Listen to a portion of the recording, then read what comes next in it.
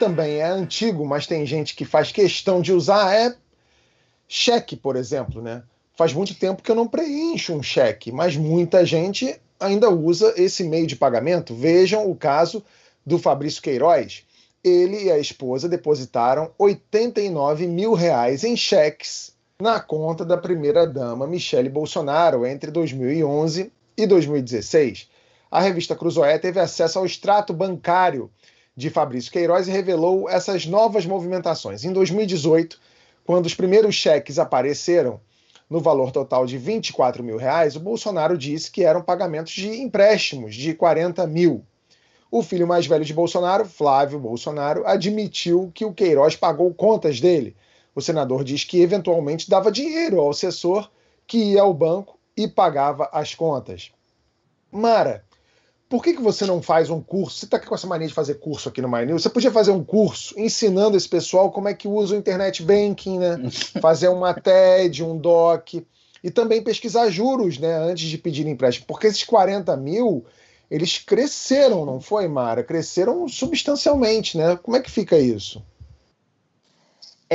Essa movimentação, para mim, mostra com clareza o quanto não havia nenhuma preocupação e nenhuma sofisticação em se esconder esse grande esquema. E eu acho que esse é o grande legado da eleição do presidente Bolsonaro, porque isso só vem à tona porque ele virou presidente. Senão estava ali no baixo clero e tal, ninguém prestando muita atenção ao que está acontecendo e tal. Quando ele vira presidente, naturalmente você tem um olhar mais apurado para isso. E eles não... Enfim, não... certeza da impunidade, certeza de tudo, está ali, passou o cheque, não se preocupou em fazer. Quando você viu o caso do Eduardo Cunha, por exemplo, quando ele fala das contas e tal, que não tinha conta e tal, entra um trust, ele montou um trust, fez e tal. Ali existia uma sofisticação maior, que não escapa hoje aos olhos de toda essa investigação que tem no mundo para coibir lavagem de dinheiro. Agora, a família Bolsonaro, ela não tem, quer dizer, porque está se mostrando um padrão de comportamento ali, e a utilização de cheque, enfim, eles não têm muita preocupação com, como você falou, ninguém usa mais cheque, né? Cheque é uma coisa que pouca gente usa. Patrícia, essa coisa da rachadinha, todo eleitor do Bolsonaro, talvez até o mais apaixonado, já imaginava que existia a coisa da rachadinha, mas no máximo não queria acreditar, né? Isso veio à tona desse jeito e pega de cara um eleitorado que sempre levantou a bandeira do bandido bom é bandido morto, não tem o meu bandido favorito, mas agora tá se vendo diante dessa contradição, né? O que eu faço aqui? Eu continuo abraçando esse cara, eu finjo que não vi, comparo com o roubo do PT, que foi maior, mas as ideias não correspondem aos fatos, né? Como diria o poeta. Será que esse escândalo, ele é um dos grandes responsáveis por essa perda do Bolsonaro nessa faixa da classe média? Bom, eu acho que na classe média ele já tinha perdido muito do apoio por causa da incompetência no gerenciamento da crise sanitária, né? Eu tenho um pouco de medo que as pessoas acham que rachadinha não é crime. Rachadinha todo mundo faz. Rachadinha é tipo peixe pequeno, então eu não sei exatamente se as pessoas acham isso grave. Deveria, eu acho que o pessoal lavajatista, a parte que não acreditou que o Moro virou comunista e traidor, que foi toda a campanha de difamação na internet, essa parte, ela já desertou o bolsonarismo, né? A outra parte, que se convenceu que o Moro virou comunista e traidor, essa parte vive numa bolha informacional, eu acho, né? Esse pessoal não chega a cheque de Michele, isso é da Globo Lixo, isso é da Foice, de São Paulo, etc. Então eu não sei se essas pessoas são, não é nem que elas podem ser persuadidas de alguma coisa, eu acho que elas estão imunes a esse tipo de informação, e acho que tem um pedaço que acha que rachadinha todo mundo faz, então normalizaram a rachadinha, mas eu acho, assim, essa opinião sem dados quantitativos. Ô Andreasa, quando isso chega na Michelle, muda muito de figura, né? Muda, Tabet, mas não mudou, né? Quer dizer, nós temos agora um complemento sobre o episódio Michelle, mas a origem da crise Queiroz é a Michelle, né? Os 24 mil parte de um pagamento de um empréstimo que agora se verifica, não tem nenhum lastro, não tem nenhum registro, quer dizer, não apenas os 24 mil, como os 40 mil, que o presidente depois disse, né? Não, esse é parte de um pagamento de um empréstimo maior. Se você vir a conta anteriormente, você vai encontrar 40 mil, não. Essa movimentação não existe. E tem essa soma de cheques, não apenas da parte do Queiroz, como de sua mulher, a Márcia, ex-foragida, agora presa domiciliar.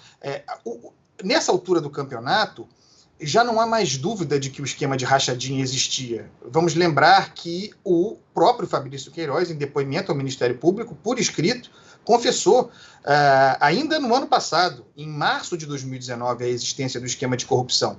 E agora, nessa entrevista desastrosa que deu na semana passada ao jornal o Globo, o senador Flávio Bolsonaro corroborou a tese do Fabrício Queiroz sobre a existência do esquema de rachadinha, porque é o que lhe resta, dizer que o gabinete não era dele, o gabinete era do Queiroz, o Queiroz que cuidava, que esse esquema existia, que ele não tinha conhecimento do esquema, que o esquema servia, que aí entra numa tentativa de relativizar o crime que existe, conforme descrito pela Patrícia. Não, o dinheiro não ia para o bolso do senador Flávio Bolsonaro, ele nem sabia. O dinheiro servia para a extensão do gabinete, para a constituição de braços externos, para fazer campanha, para ser influente em área especialmente votada. Essa é a versão que o bolsonarismo quer fazer colar.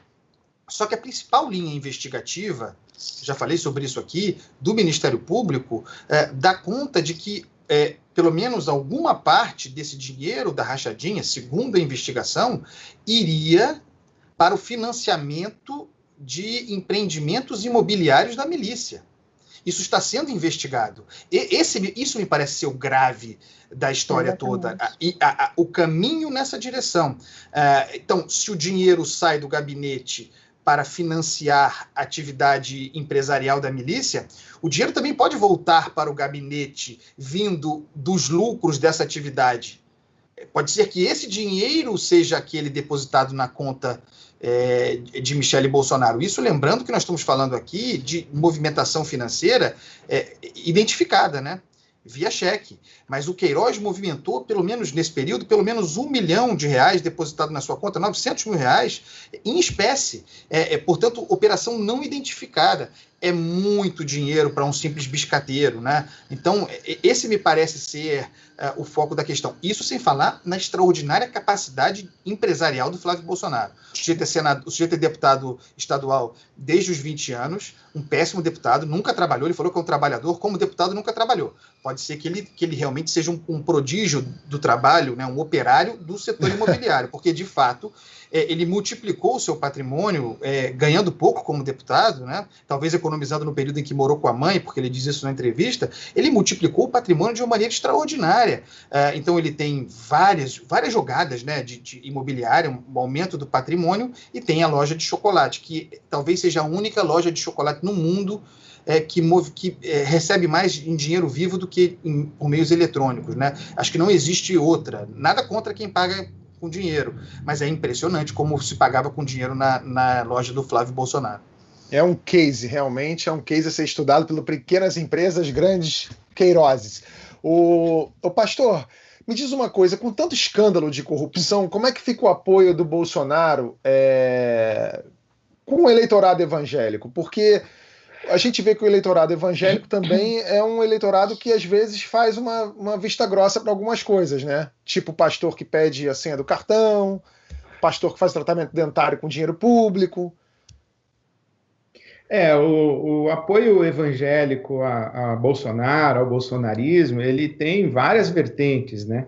Uma delas é essa, a igreja evangélica, em grande parte da sua configuração, infelizmente, é muito mais uma empresa religiosa neopentecostal. Eu prefiro fazer a distinção entre o que é a igreja evangélica, a igreja no sentido lato da expressão, a igreja como comunidade religiosa, que é legítima, inclusive, de um movimento sociológico de conotação de business religioso. Então, esse movimento tem todo o interesse nessa visão ideológica do governo Bolsonaro, essa chamada teologia da prosperidade que está presente no nosso Brasil, no movimento pentecostal, é a ideia do empreendedorismo, do self-made man com Deus como vantagem competitiva. Então, isso está muito alinhado ideologicamente aí com todo o discurso dos modelos econômicos do bolsonarismo, aí, quaisquer que sejam eles, né? Então, isso está valendo. E também tem a pauta conservadora, né? Moral, a pauta moral conservadora, em que a Bíblia tem uma expressão muito interessante. Jesus diz que tem um pessoal que coa mosquito e engole camelo. Então, acho que a igreja, ou um segmento considerável dessa chamada igreja evangélica no Brasil, faz vistas grossas a estas manipulações aí de corrupção, em nome do que ela acredita ser um bem maior, que é a defesa da moral, da família, da contenção do comunismo, dessa coisa toda de esquerda anti-religiosa no país, a agenda da homofobia aí, ou da LGBT+, etc. Então, a igreja tem muitas configurações de interesses associados ao bolsonarismo, sem contar o fato de que a igreja é muito amalgamada com esse que o Andreasa estava falando aí de milícias. A igreja no Rio de Janeiro, ou essa empresa religiosa neopentecostal, atua em áreas ocupadas pela milícia, essa empresa religiosa que fica fechando o terreiro, fazendo ataques à religião afro. Então, tudo isso está muito misturado aí, religião, poder político, milícia, crime organizado, é uma confusão, né?